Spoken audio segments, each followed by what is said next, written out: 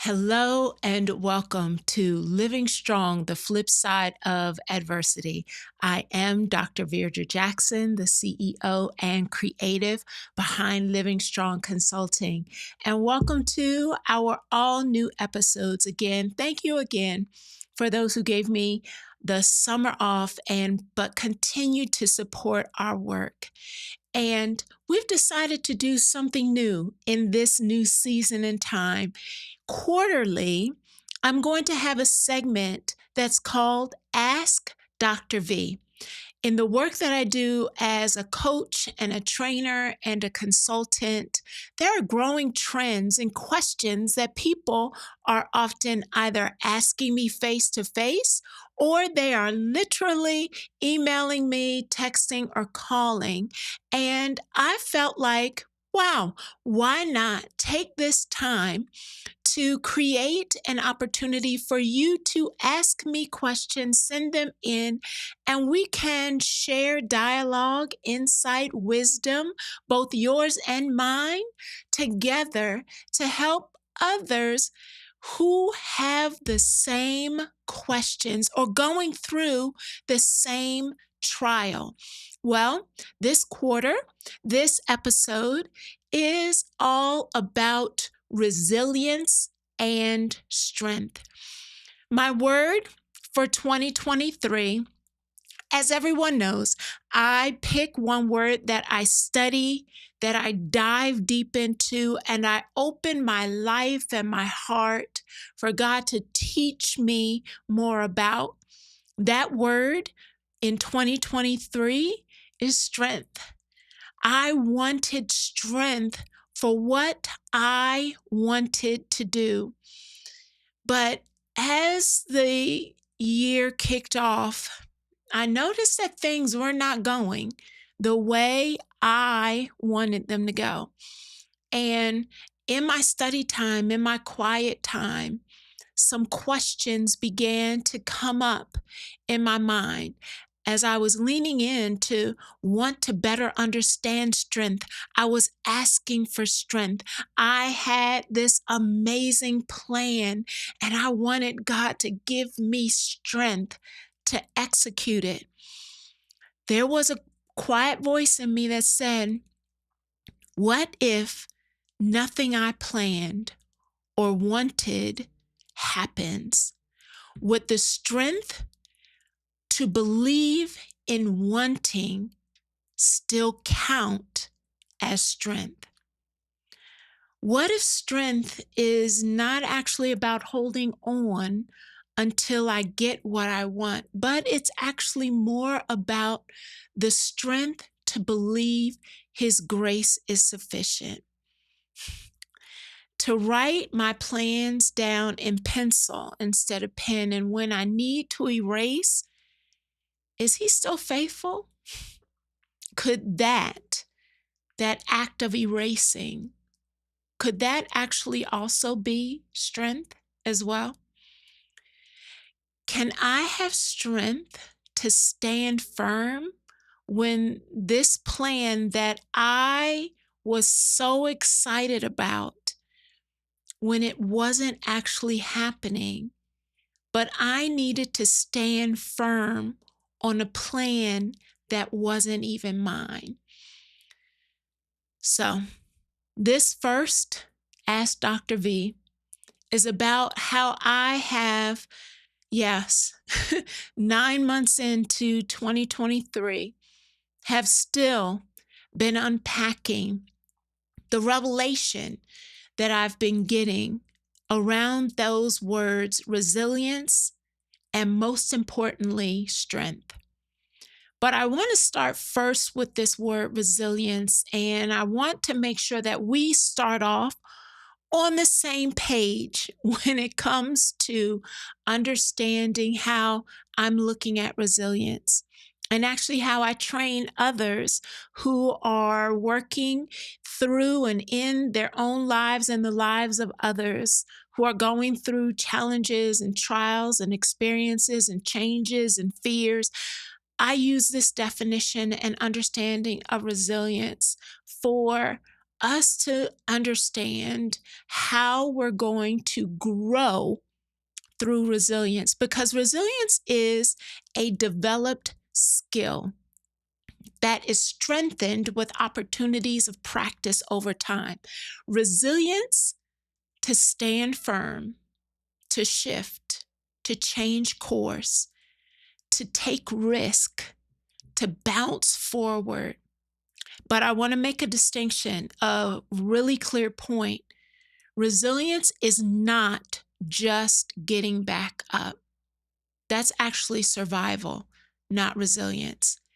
Getting back up and complaining about what happened, repeating the same or the similar skills that you had before, or repeating patterns that have helped you continue to stand, that is survival. Even though I'm still standing, doesn't mean that you're being resilient. It simply means you survived. Resilience is a developmental process of skills, new traits, characteristics, habits, mental narratives that are preparing and helping you process a movement that's forward. We don't bounce back in resilience, we bounce forward. But did you hear what I said? Resilience is also the preparation and the processing for forward movement. I actually had to get honest with myself. Am I asking for more strength because I am more committed to my hustle than I am to my faith? So focused on getting to the future version of my pain. Am I resilient? Am I pursuing strength because I'm constantly looking out ahead, pressing and grinding and hustling to get to that thing, and therefore I'm begging, asking, praying for strength? But because my eyes are constantly looking ahead, I had to get honest with myself and shift my request for strength that's only focused on tomorrow, what I want in the future, that thing, that opportunity, that client, that healing, that change, that relationship. Instead, activating my strength that I have access to for today. He has given you a portion of strength and power that is designated for today. And sometimes we are so focused on tomorrow, and then we hitch all of our hopes, our dreams about that tomorrow thing, that we get stuck in a conversation of how we have failed because that thing that we were putting so much energy in that was going to happen, we miss the opportunity to pay attention to the portion of strength and power that was given to you to be resilient in defining, preparing, and processing skills to have you prepare right now. That preparation, that processing, you know what? That's strength as well. Keep striving and not making it. Yeah, I've actually been there. But I needed to stand and look at the truth of the data that was already all around me. When I would hear myself say, nothing is going right, when I would hear myself say that none of this is what I wanted, or I've hitched This right now that does not look like tomorrow, I've hitched that to the word failure. I actually had to pause and stand in this preparation moment and actually ask, is it actually nothing? Or is it just not that thing? Is it actually that nothing is going right? Has nothing gotten better? Has nothing changed? Or the change I wanted hasn't shown up, and therefore I am frustrated. I'll give you an example. This year, I set those goals I talked about. I was excited about them. They were ambitious goals. I had done the work for the past 6 years to get to this year. And what I wanted was what I felt I deserved. I had done the work.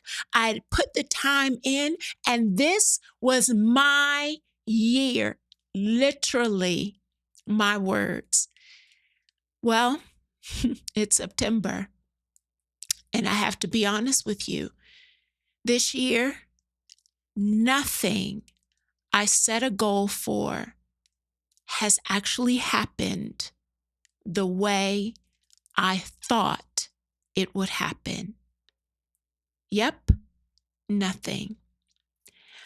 I had to decide, though, as I sat with this conversation around strength and my desire to understand strength through the eyes of my God, I had to decide, will I open my heart to better understand in a season of resilience?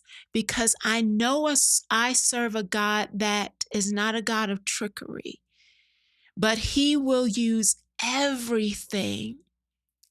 I had to decide, am I going to keep asking for some future change, or get clear on the present process that is preparing me for the place I am in right now? Am I going to keep harping on the nothing that I was counting on that wasn't showing up? Or am I actually going to polish my lenses to try to better understand what is it that He wants me to be prepared for before the thing I thought I was ready for actually came? And again, in my study time, in my inner parts, I had to ask myself, if I got it right now, could I keep it? Do I have the financial wisdom? Do I have the forgiving heart? Do I have the effective system? Have I changed the habits that are necessary? Do I have the tenacious resolve? Do I have the bold attitude? Do I have the disruptive creativity? I'll give you a prime example of how, in cultivating the developmental process of resilience to strengthen me in each opportunity, I will give you a prime example that literally held me to accountability. You see, one of the goals at the start of 2023 that I wanted offices in multiple cities. If He gave me what I wanted, I had to ask, have I cultivated the necessary resilient skills, faith, and mindset to keep it If he gave me multiple cities right now, honestly, when I tell you, woo, the flip, instead of expansion, he actually allowed me to lose the largest and oldest contract I have actually had for 6 years, unexpectedly, at no fault of my own, a shift and a change within the organization that I wasn't even expecting. Instead of expansion, I experienced the scariest loss that actually in the moment I thought, wow, is 6 years all you're going to give me? I'm not going to be able to bounce forward from losing this amount of money all at once, suddenly. This is going to be the end of Living Strong. I could have sat there with that frustration and called it failure because it didn't match my plan, or look at this moment for preparation for my bounce. What was going to be my next right step? I put out some questions and I asked people to ask me questions, and I found that a lot of people have been in this place of not getting what they thought they wanted for 2023. And Esther actually asked, how do you stay the course when you are faithful and consistent, doing all that you know how to do, but you are not seeing the results? Well, Esther, I'm going to be honest with you. The key is actually embedded in the middle of your question. All that you know how to do. Do. For his plan or mine or yours.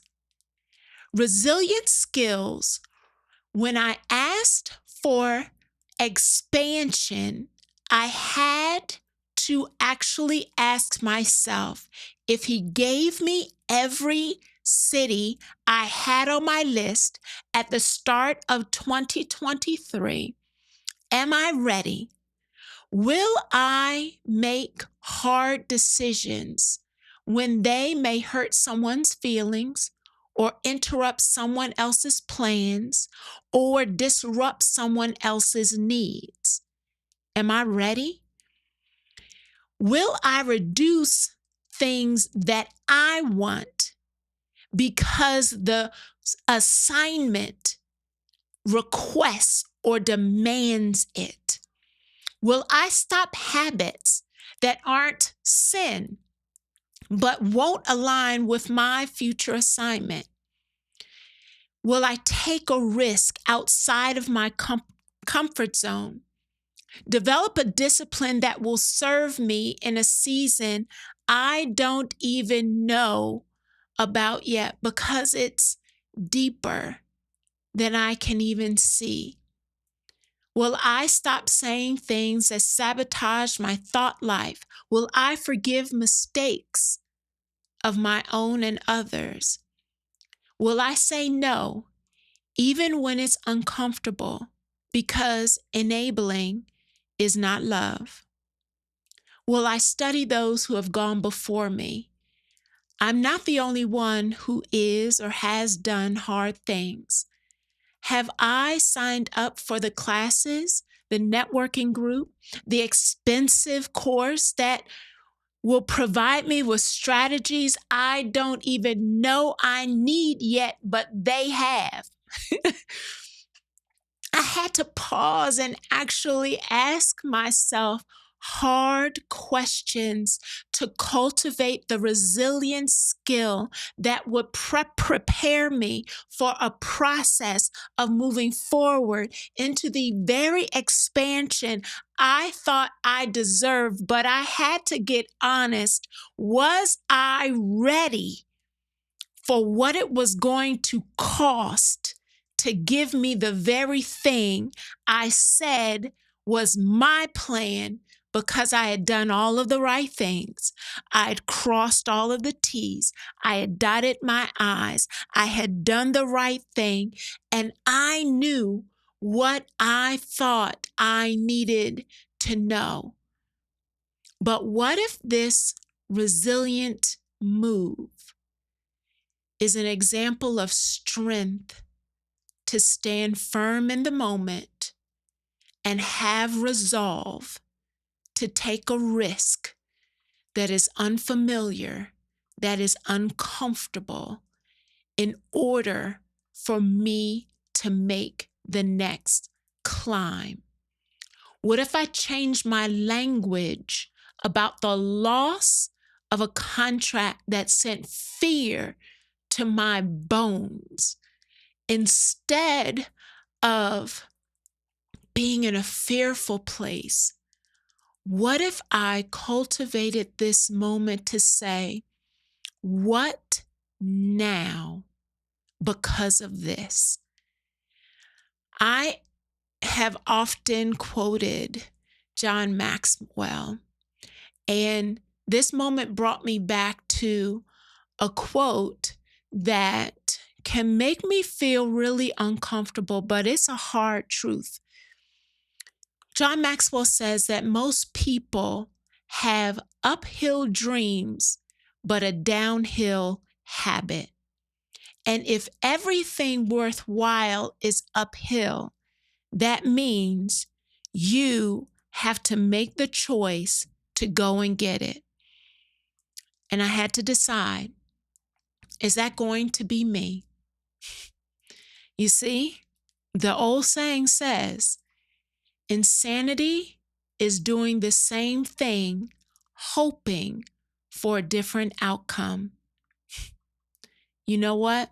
That's not only insanity, that's actually also a trauma loop.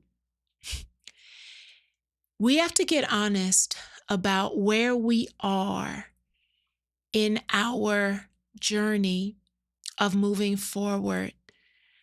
Are we so focused on pushing for, praying for, asking for the thing that is out ahead of us that we are unwilling to get honest about the things that we're trapped in a loop with? We are not willing to account for the downhill habits while we're fussing about not getting access to the uphill dream. Yep, this resilient journey in 2023, I asked for strength because there were things I wanted that were at the top of a hill that I thought I was ready to climb. But what he's taught me is that the strength I need right now is to believe that his grace is sufficient even in this season. And will my resilience be such that I look for the preparation, because he is not a God of trickery. He does not set us up. He is not the one who's going to pull the rug out from under you. He is not a representation of the person who let you down before. I will not box his character in to the images of humans who have set me up. He is far too big for that. So as I pray for strength, I pray for strength right where I am right now, and believing that His grace is sufficient for my preparation, because His promise is still true on my life. So when I think about strength now, it's not something that I'm grabbing after. It's actually acknowledging what He's already given me, and doing and cultivating the habits that are necessary for me to break the cycles and the loops and habits that continue to inhibit the opportunity for me to be ready for the very thing I thought I was strong enough to take. So when I asked you, our listeners, to send me some questions that you have around resilience and strength, I thought, let me see what you have to say, and how can possibly some things I've learned in this season connect and hopefully bless you.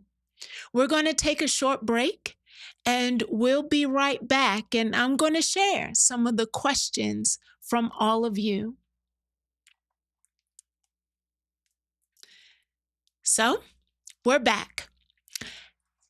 I want to say this conversation for Ask Dr. V has really been amazing for me. So I asked our listeners to send me some questions they've had about anything that had to do with resilience and strength. No more loops, but skills, preparation, stance, and grace, recognizing that we're all going through some kind of change or uncertainty, but we all have a desire for forward movement, even if it doesn't look the way we thought it would. And Sherry asked for tips to stay focused and motivated. I go strong for a bit and then fizzle out, heading into a downward spiral. Then I get motivated again. It is a constant cycle. Well, Sherry, honestly, I have been there myself. And the first thing that comes to mind in my own journey where I've struggled with making change of consistency and sustaining it over time, the first step in this life lesson that I've learned actually comes from Craig Rochelle. And it is that it's actually not about what I do, but who I am. Who goals, not do goals. Who will I be? Not just what will I do. My girlfriend gathering crew, this will resonate with you because you'll remember at the top of the year in 2022, I asked you the same question, to set 3 who goals, not just do goals. Why? It comes out of this quote from James Clear. When working against you, identity change can be a curse. Good habits can make rational sense, but if they conflict with your identity, you'll fail to put them into action. Your identity emerges out of your habits. Your habits are how you embody your identity. When you have not actually sat down and written out who you want to be, not just what you want to do, this thing is about who you believe you are in the middle of it. There's an Instagram quote that kept flying around that said, "We don't get what we want. We get what we are." I want you first step in this shift, resilient skill building for the present strength, the portion of strength that you have right now in preparation for your next.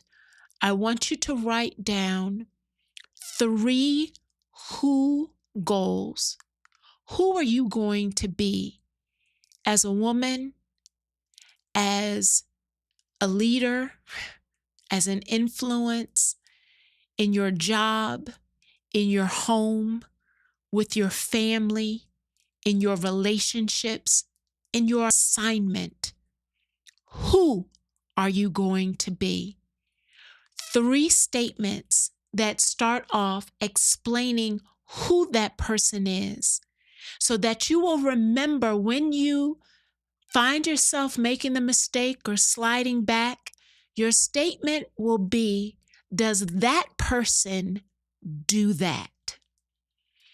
And then the next thing I want you to think about is, are you changing too many things at once? We as human beings, we want to have the checklist. We want to be able to check all these things off and to be able to get to a point where we have all of our ducks in a row, and I have done this, I've accomplished that. But when you are trying to change too many things at one time, it is not sustainable. It will be the small, incremental, consistent thing, the small thing that you do every day, each and every day, that you may add one more thing onto. In James Clear's book, The Atomic Habit, he gives one example of someone who wanted to change their health. They were committed to a new healthy lifestyle, and so they were changing their food. They were going to the gym. They were drinking more water. They were trying to get more sleep. It was too many things that were unrealistic and not sustainable all at once. And this might sound radical, and you may not believe it, but he identified and said, pick one thing. And the concept was, okay, so movement. If you start with movement, then it's not going to the gym 5 days a week for half an hour. You actually start as small as putting on your shoes, going to the gym, walking around, and then going home. Yep. You do that day after day, because first you have identified yourself as a healthy, strong individual that is here to leave a legacy of health as the wealth that you leave to others. That is who you are. Now you are just building the routine and the habit that supports that identity. So you put your shoes on and you go to the gym and you walk around and you leave because you are beginning the habit of going to the gym. And after you've done that for a week, you go to the gym and you'll stay for 5 minutes. You'll walk on the treadmill for 5 minutes and then you leave. You are building consistency of your presence at the gym.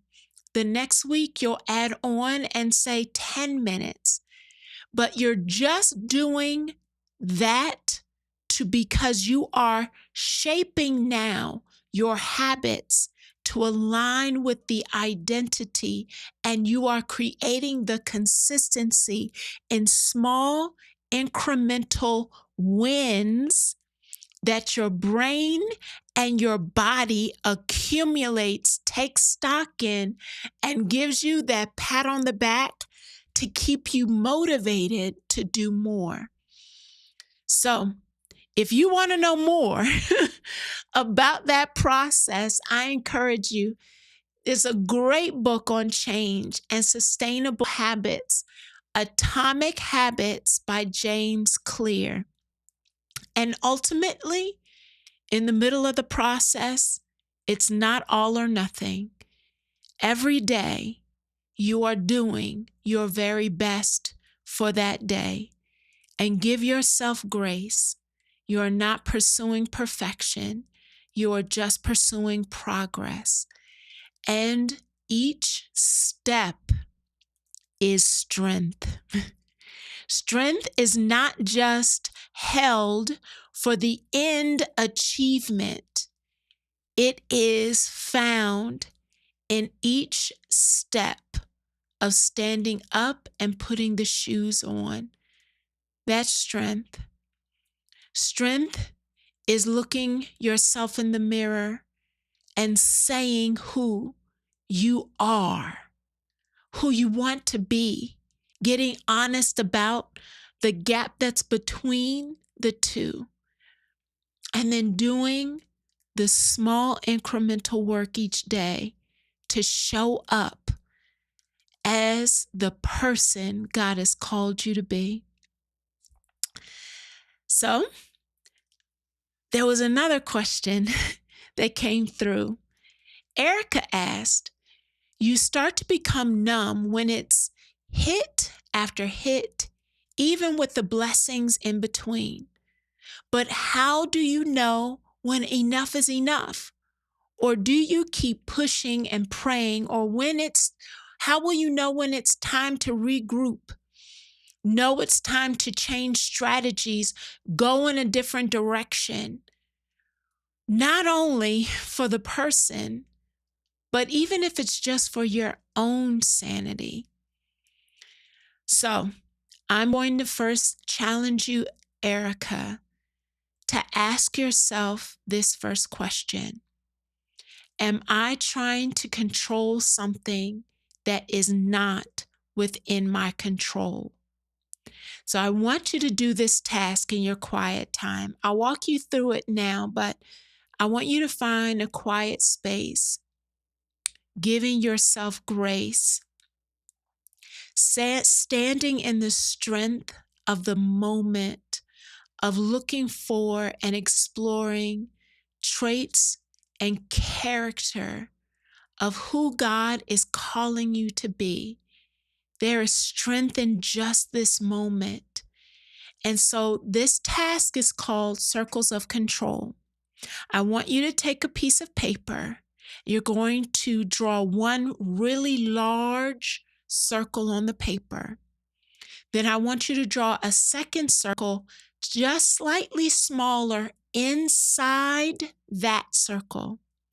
And then you're drawing one more circle just smaller than that circle, that second circle, inside that second circle. So you have circle inside of a circle inside of a circle drawn on the piece of paper.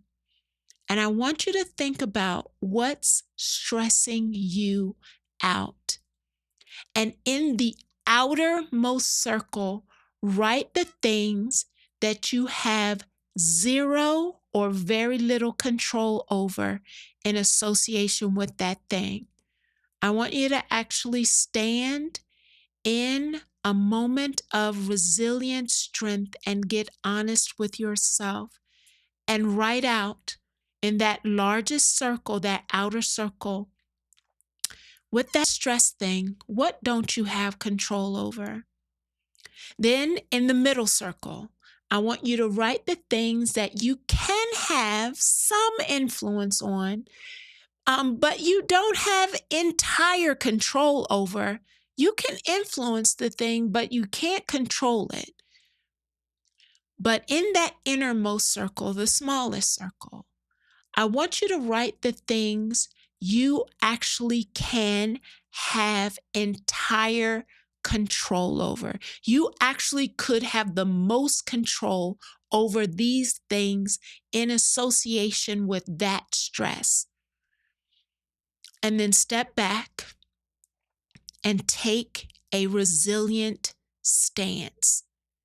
And which circle do you tend to think about the most when you're feeling worried? Yeah, I know, don't be mad at me. But it's a truth moment. The same way I had to actually assess the data when I wanted this or I was stressed out about that.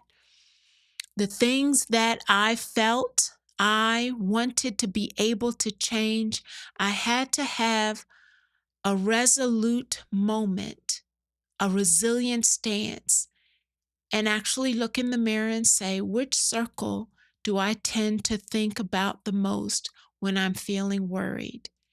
And then ask, how much room is that stress taking up in your life? What of that room, what of it is actually associated with your assignment, your fear, your guilt, their issue? There are 5 things that none of us, there are 5 things that as human beings on this planet, we cannot control in life.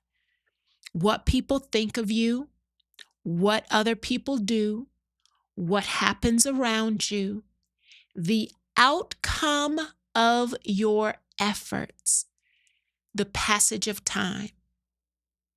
You cannot control these things. I'll say them again.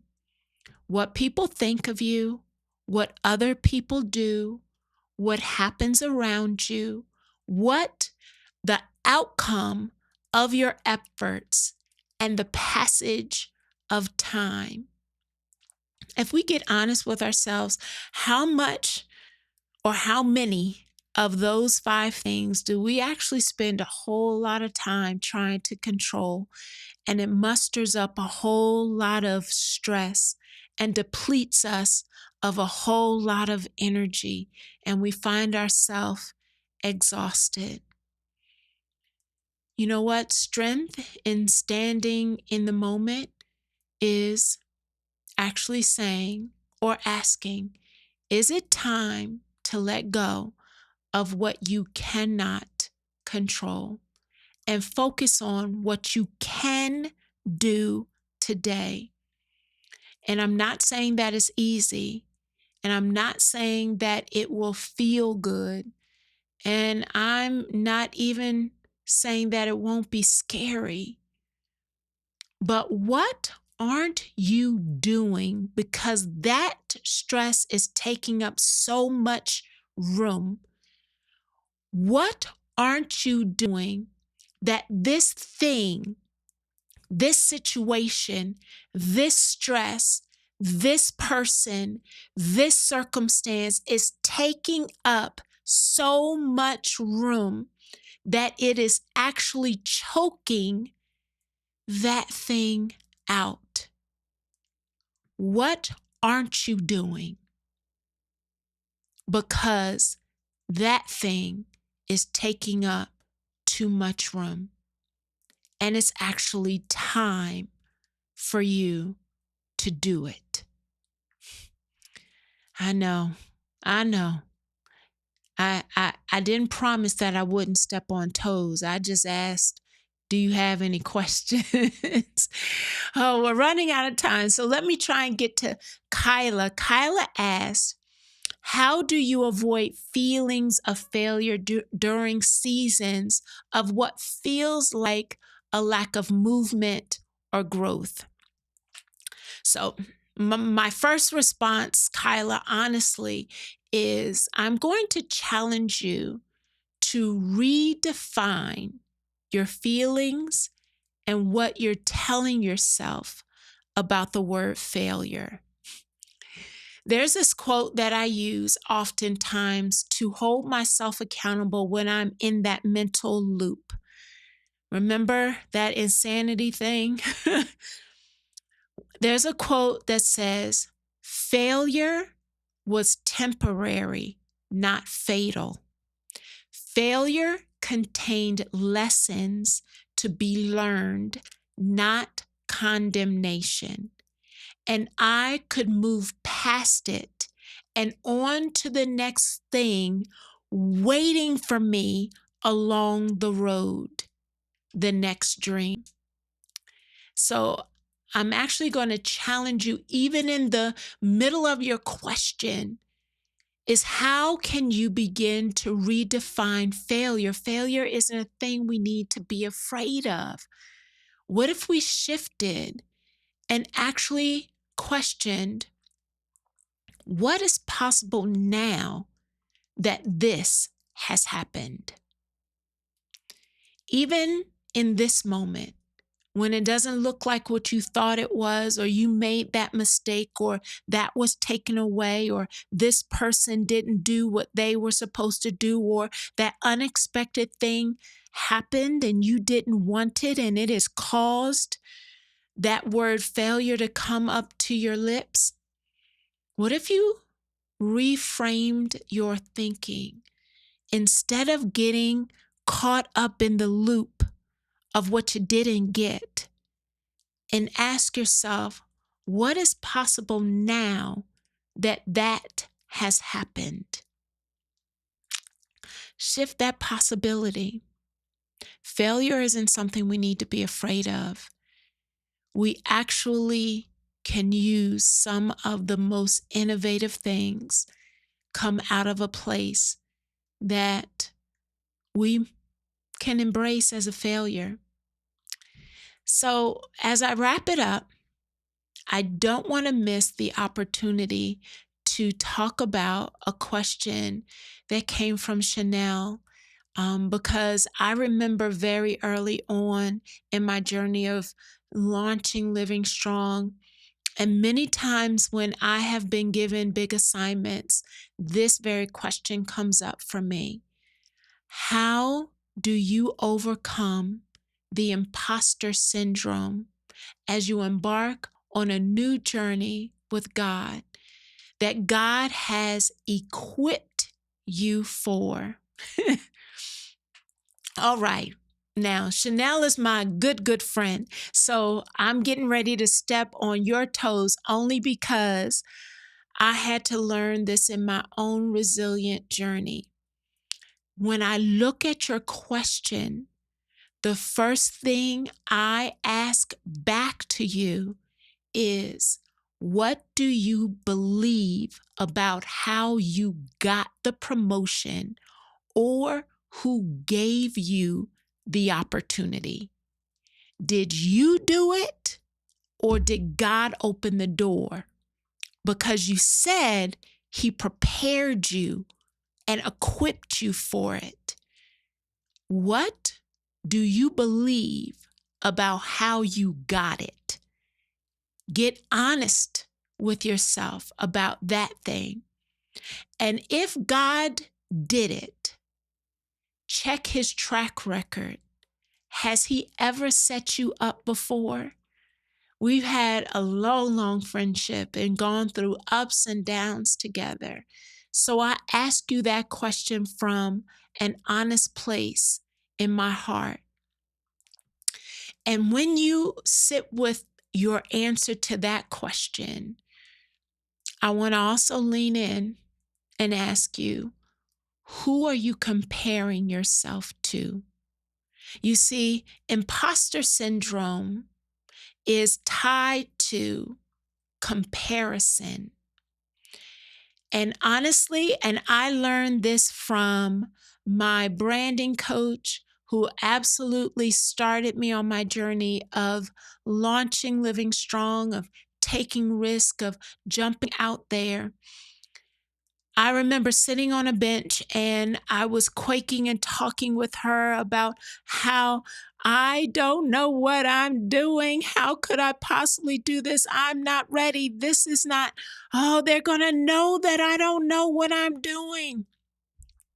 And I was talking to her, as she is a multi-million-dollar entrepreneur with global success. And she was honest with me. And she said, you know what? There are oftentimes I don't know how to do a thing. I'm not sure how a thing is going to come out. There have been moments when I've been standing on the stage and an innovative idea comes to me at that moment that I share. So I'm going to challenge you that when we are worried about imposter syndrome and whether or not we're going to stack up to what other people expect or what other people are doing, or are they going to discover something about me? 90% of the time, those people are just doing the best they can do too. And so you have to decide, who do you want to be in the space? Not compared to anybody else. Who do you want to be in the space? And will a mistake define your right to be there? Is that space actually asking you to be perfect or intentional? What is your motivation for being there? And this one is the one that pushes me forward as I enter into rooms that I know no one else in the room is going to look like me. They probably have already written a script about who they think I am. And I'm not sure if I'm going to be big enough, strong enough, loud enough, or can sustain enough.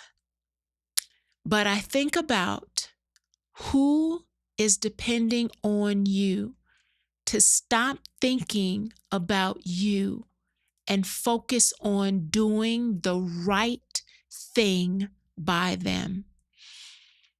I know. I shared this once before, and I'll close with this. I had the privilege of being able to be on a part of a panel for Senator Vincent Hughes's group that goes into schools, middle schools all around Philadelphia. And I was assigned to a middle school class.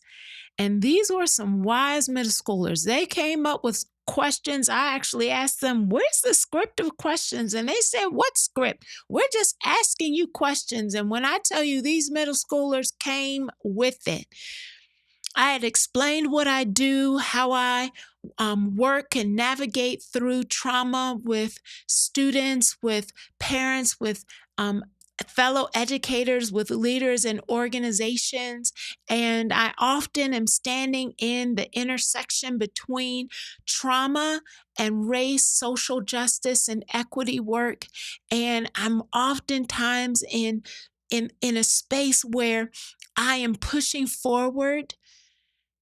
One of the middle schoolers raised her hand and she said, that sounds really hard.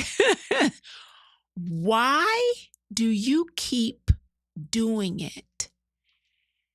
And I looked at her little brown face and I had a reckoning moment that I have to stand fortified and strong in the portion of strength God has given me today to remain consistent. And I looked at her and said, I keep doing it because I remember faces that look just like you, because oftentimes I am in places where if I'm not there, you're not represented and your voice won't be heard. So I don't have the option of shrinking back or feeling small or thinking small. But my resolve is tied to my resilience, and my strength isn't just focused on the change I want to see, but the strength I have to be in that moment. I know I may have stepped on some toes, and I hope some of it was of value to you. But as we do these Ask Dr. V each quarter, I just want to share parts of me, parts of my journey, parts of my truth, parts of the faith that has gotten me through, and the grace of the God that keeps me standing. So I hope that this has blessed you because your questions have blessed me. And I hope you'll join me right back here again, same time, same place, right here on the flip side. I'll see you then.